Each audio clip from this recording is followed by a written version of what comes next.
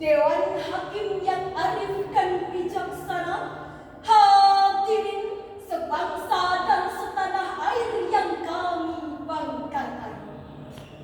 Indonesia adalah negara tropis yang subur di dataran khatulistiwa. Negara kita memiliki kekayaan alam mineral dan geologi yang melimpah, sehingga Profesor Dr. Rashab mengibaratkan tanah Indonesia laksana sekeping tanah surga yang dihamparkan di persada Nusantara.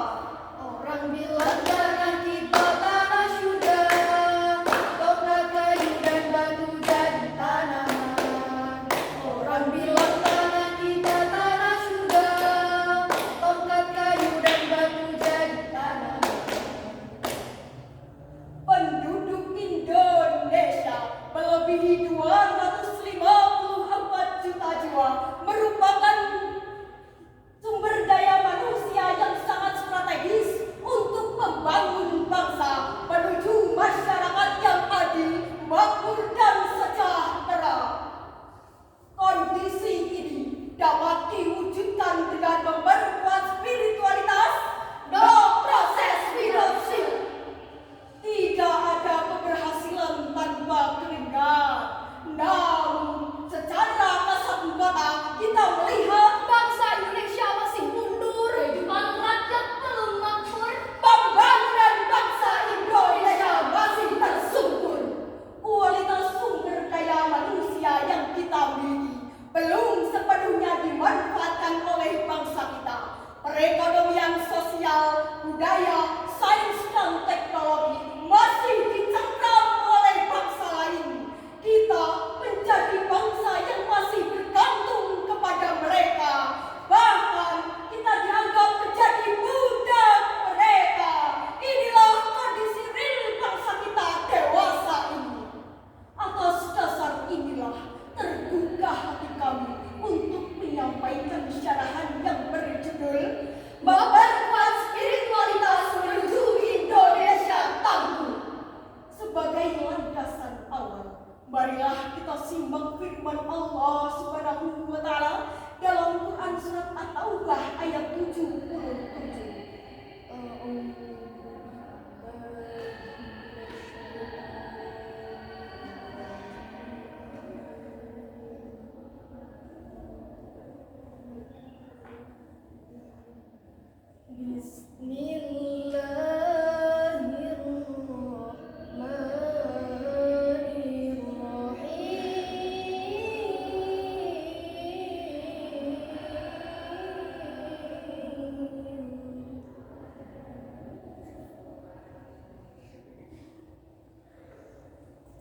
وابتغ فيما آتاك الله